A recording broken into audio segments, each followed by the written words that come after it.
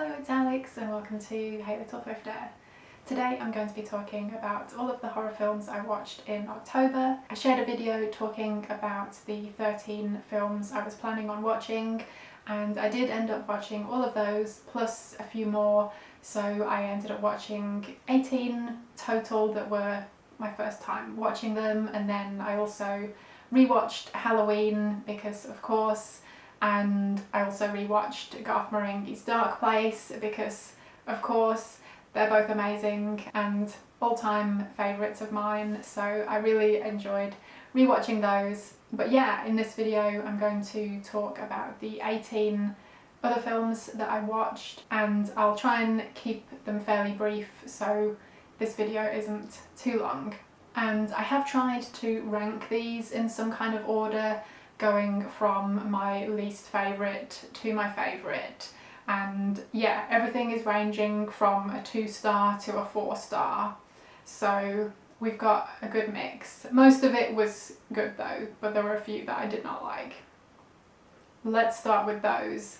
First up was Monster House, which is an animated film, and yeah, this one is a kids film, or at least more of a family friendly film about a group of kids who live on this particular street where there's this one house that they think is a monster, and they try to investigate exactly what's going on in there. And I thought this was going to be really fun and, you know, just something a bit different to the usual kind of full-on horror that I like to watch. And to start off with, this film was okay. It was very middle of the road though, you know, the story, the characters, the animation itself were all just okay. But as the story went on, there were just a few things that really kind of rubbed me the wrong way. I just didn't enjoy it. And one thing in particular was like the one thing that stayed with me after watching it is there's an element of fat shaming in this film, and yeah, it was just really bad. And you might be thinking, Alex, this is a kids film, you know, don't read too much into it, but it was really unavoidable. It was like so blatantly fat shaming that I was really just kind of shocked about it.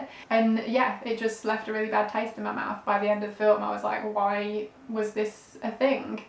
So I didn't enjoy it. I gave it 2 stars. Next up, another one I didn't enjoy and gave 2 stars to was Bone Tomahawk. This is a horror western. This is about a group of people, including the local sheriff, who are travelling to try and track down this clan of cannibals. And I had heard really good things about this film, so I went in expecting to enjoy it.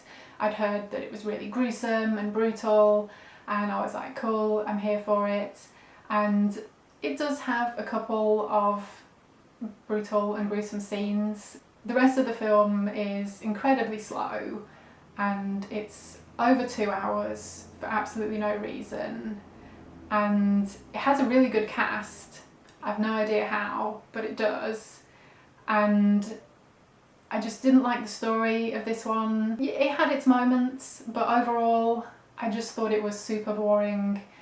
And I watched this one with my husband and we were both looking forward to it, and like partway in we were like, should we even bother watching this, because we were so bored. And that doesn't happen often, and even if we're not into a film we usually stick with it anyway. But yeah, so it's rare that we would consider turning something off. But anyway, we did stick with it. Neither of us enjoyed it by the end. I mean, basically this is about a group of white people going after a group of indigenous people. And this film was only made a couple of years ago. Like, why? I just had a really hard time getting my head around that being a concept for a film and how and why it would get made. Yeah, I just couldn't get my head around that, so yeah, I didn't like it. Next up, and last of the films that I didn't like, another 2-star film was the Poughkeepsie Tapes. This is a found footage film about a bunch of tapes that were found that chronicle the exploits of a serial killer over time, and I'd heard this one was really disturbing, and yeah, again, I'm always up for that, so I was curious to check it out. And this one was, it had an interesting concept, it really did. It had an interesting story, and yeah, the story itself is disturbing, and yeah, the things that this killer has done, etc. There's some disturbing fodder there, but there was something about the execution and the storytelling itself that made it so it wasn't disturbing somehow. And I'm not saying the film had to be super disturbing in order to be good. That's not the case at all. It just wasn't a very good film, unfortunately. It did have its moments that I thought were well done and effective, but overall it just wasn't a good film. Okay, moving on to some 3-star films. So these ones were good, but I didn't love them or anything. So first up was Dark Touch, and this is one that the description of it is quite different to what the film is actually about. It's described as some kind of supernatural or possession thing that's maybe taking place, and we're following this young girl whose family were killed during, you know, some strange circumstances, and then it's as though whatever this evil thing is has followed her. And yeah, that is and isn't the case. There's definitely some strange goings on related to this girl, but the actual content of the story and where the story goes is something completely different that I never would have guessed from reading the synopsis, etc. And that may or may not be considered a spoiler, so if you don't want to hear any more about this film, then skip ahead to the next film. But the theme of this film is child abuse, and I think if I'd known that going into the film, I would have had a different experience with it. But because I was expecting one thing, this kind of, you know, possession story or something, and I was kind of waiting for that to kick in, and it never did, and then all of a sudden I'm like, oh holy shit, that's not what this film is at all. So yeah, I feel like it's good to know that going into it, because also that would be a trigger warning for some people and would not want to watch this film because of that. I will say I did think that theme was really interesting, the way that it was incorporated into the story. I thought it was really effective, and there were actually some pretty disturbing scenes later on in the film that play out. So yeah, there were things I thought were well done, but there were other things that just weren't well done. The first good chunk of the film is kind of slow and confusing, quite honestly. Like, there were just certain things that I don't think were explained very well. Yeah, again, there was something in the execution that didn't quite work, but I did think it turned into quite an interesting story by the end of the film, so it was a bit of a mixed bag basically. Next up was Vampire in Brooklyn, which is a horror comedy, and yeah, you can probably guess what it's about. And it stars Eddie Murphy, and funnily enough, it was kind of similar to Coming to America, because it's like following a character who travels to New York from a different country, and he's looking for like his bride or whatever. So yeah, I just thought that was kind of funny that the two had pretty much the same concept, except one is with vampires. And yeah, sadly this one wasn't as good or nearly as funny as Coming to America. It was okay, you know, again, it had its moments, and overall it was somewhat enjoyable and entertaining, but it did fall a little flat for me. So yeah, 3 stars. Next up, another vampire film. This is Fright Night, the remake, and yeah, again, this one was just okay, not as good as the original Fright Night, which is to be expected, but it was pretty good. It was overall somewhat enjoyable and entertaining, but not really anything too special or anything to write home about. You know, I'm glad I saw it, but it's not one I would return to. But Colin Farrell as a vampire is hot, so there's that. Next up is Hack-O-Lantern, and this was one of a double bill that I watched on Halloween night. This is a fun, low budget 80s romp, and it's about a character who is kind of being initiated into this like satanic cult type situation. It does have some really great moments that I enjoyed, but then there's a lot of it that was not as great, I guess. But yeah, we do get a few kills and we get a bit of nudity and just, yeah, all round 80s-ness, which is always a good time. But yeah, it was fun, but not really much more than that. Okay, now moving on to the 3.5 stars. So these were good, you know, very good, somewhere between good and excellent, I guess. And first up was Season of the Witch. This is directed by George A. Romero, and yeah, this is maybe not quite a horror film, but it does involve witchcraft, so I can see why it might be classed as that. This one is more of a character study. It's about this middle-aged married woman who is just kind of feeling like she's, you know, over the hill and her life isn't very interesting, and she's wondering if she should maybe have an affair, or she's wondering if maybe she should dabble in witchcraft. You know, your typical middle-aged things. And I did really enjoy this one, but it was a bit slow at times. Like, I just feel like it could have maybe been tightened up a little bit, but it was good and I would still recommend it.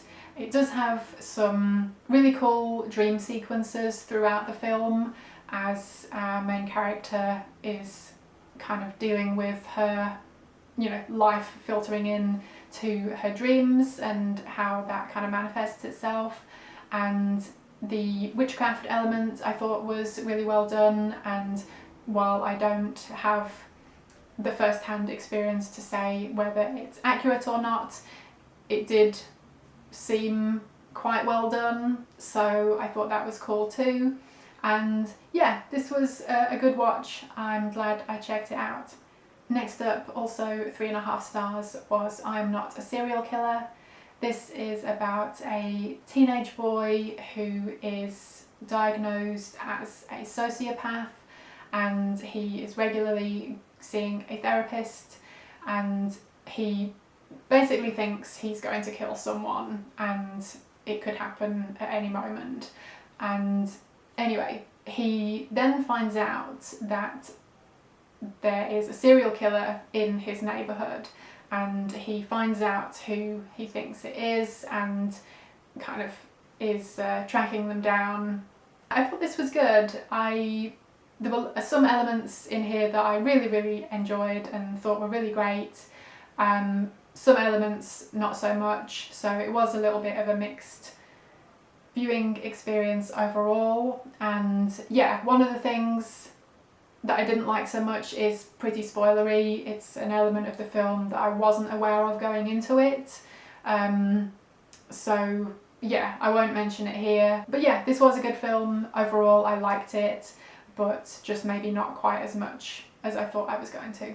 Next up is The Cormorant, which is based on the novel by Stephen Gregory.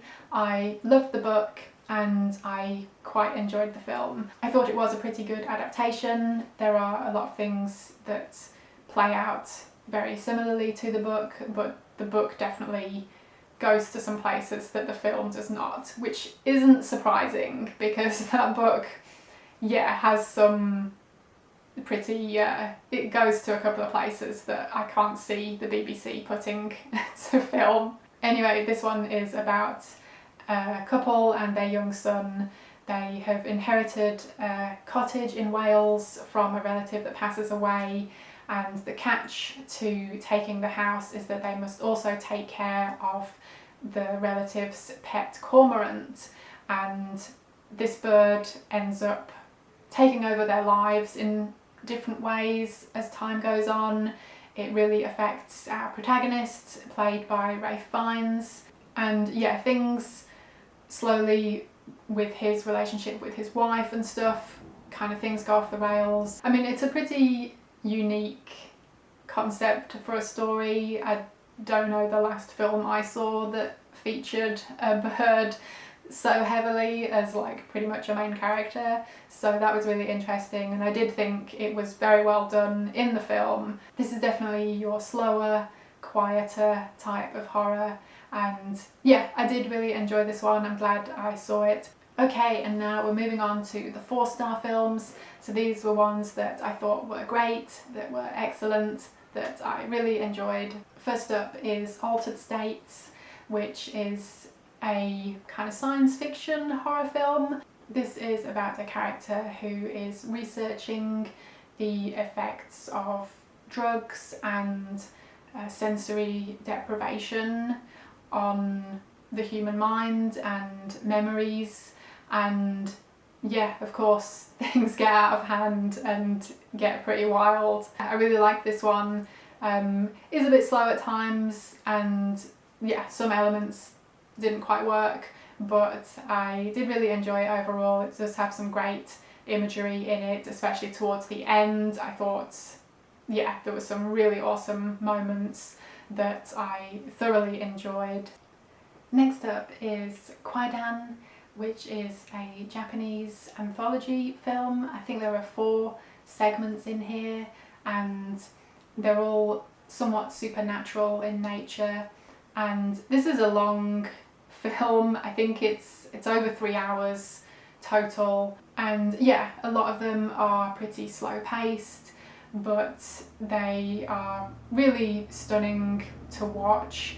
The cinematography and the visuals in the scenes are, yeah, really amazing. I think this one is well worth checking out, especially if you're into world cinema and world horror.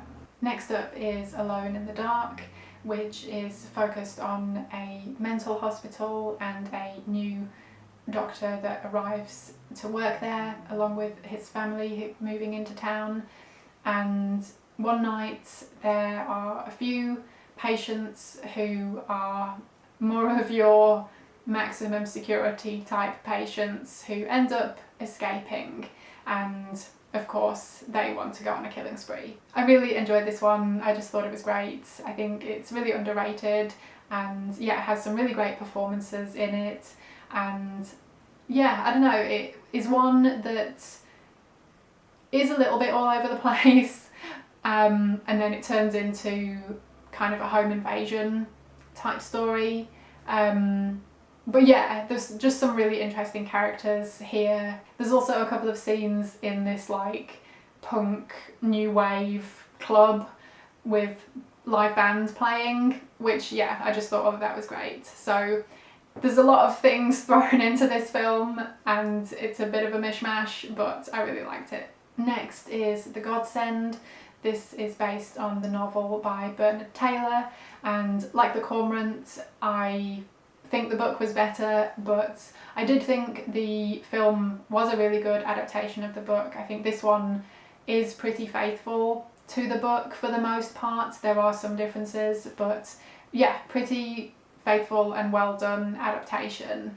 It's more of your slow burn, quiet type of horror. This is about a family who already have a few children, but they've taken another child to their family and adopt her, and everyone loves her, she's great and super sweet, but at some point one of their other children dies, and yeah, maybe this new kid isn't so sweet after all. So this is one of your classic kind of creepy kid stories, a little bit like The Omen but without the satanic angle. This one I think came out in 1980, so definitely has those late 70s vibes. I thought it was great. It doesn't have good ratings at all, but I really liked it. Next up is Hocus Pocus, which was my first time watching it. Somehow it had escaped me all these years. And yeah, I went into this one somewhat trepidatiously because I know many people really love this film, and honestly there was part of me that thought I wasn't going to like this film at all, but I ended up really loving it. I thought it was great. It was fun and charming and just thoroughly entertaining. I laughed, I cried. Yeah, I just thought it was great, and it's one I would definitely return to and rewatch in the future. Next up is The Living Dead at the Manchester Morgue. If you couldn't tell from the title, this is a zombie film, and I think a really underrated one. I'm really glad I checked it out though, because I thoroughly enjoyed it. This one is set in the UK, which is always cool, and we're following a couple of hippies as they are travelling from A to B, and yeah, they get caught up in this whole zombie situation. I thought the concept behind the zombies was interesting. It's, yeah, has its own thing going on. I just thought it was a really entertaining and fun time, and as a Brit, the accents of the various characters were just all over the place, and quite honestly that was entertaining in itself. But yeah, I do think this one was a really good time, and definitely more people should check it out. Okay, 2 more films to talk about. Next up is The Boogie Man. This is kind of a mix of Halloween and the Amityville Horror, and it's very low budget, and I believe this one was on the Video Nasties list, but I'm not sure why. I know a lot of films that ended up on that list were a bit like, but why though? And this is one of those, because it's not particularly bloody or disturbing or anything like that, but this is about a brother and sister, and something traumatic happens when they are children, and then the story picks up, you know, X amount of years later as they are adults. And yeah, these things have never quite been forgotten, and through a chain of events, a mirror that was in the house that they grew up in ends up back in their possession, and yeah, things just go wrong from there basically. And this was just one that I think is a low budget gem. I loved the synth score, I loved the story, I thought it had some really great creative moments and interesting visuals. If you don't like low budget stuff, then it might not be for you. If you don't like early 80s stuff, it might not be for you, but I really dug this one. I thought it was excellent. And last up, Primal Rage, which was my other film of my Halloween night double bill along with Hack-O-Lantern. This is an Italian horror set in the US, and this one is about a virus outbreak on a campus, and so we're following a couple of students, and we're also following the doctor or scientist guy who was kind of responsible for the thing that happened with the virus outbreak, etc. Yeah, full on 80s. This is like peak 80s-ness. If you like 80s fashions, definitely check this out. Great 80s soundtrack as well. We've got Claudio Simonetti in the house, so that's always a good sign. And yeah, this was just really, really fun. I really enjoyed it. There was some really great effects with the kind of gory things that happen. Oh, and the climax takes place at a big Halloween party, so there are a ton of crazy costumes, and yeah, this was just like a ton of fun. I bloody loved it. So that is it. Those were the 18 horror films that I watched in October, and yeah, overall it was a really good time. Do let me know if you've seen any of these and tell me what you thought of them, whether you agreed or disagreed with me, and let me know what films you ended up watching in October, or if there was anything in particular you ended up watching on Halloween night itself. I hope you all had a really great Halloween. Mine was pretty low-key. I didn't even end up dressing up. I had planned a costume and it just didn't pan out. I was very disappointed, but it was fine. I put on my Halloween jumper and it was all good. And yeah, had a couple of drinks, watched a couple of horror films, had some pizza. It was perfect. Before I forget, I wanted to mention that I have a Letterboxd account. If you're not familiar with Letterboxd, it's basically like Goodreads but for films, so you just kind of keep track of what films you've watched and you can rate them and review them, etc. I don't review films on there. I don't have the time to review films as well as books, but I do rate the films on there out of their 5-star rating scale, and yeah, it's just a fun app to be able to keep track of what you've been watching. And yeah, if you have an account, feel free to follow me on there and I would happily follow you back. I'll leave the link to my account in the description below. Thank you ever so much for watching. I hope you enjoyed it and hopefully I will see you again in my next video. Bye!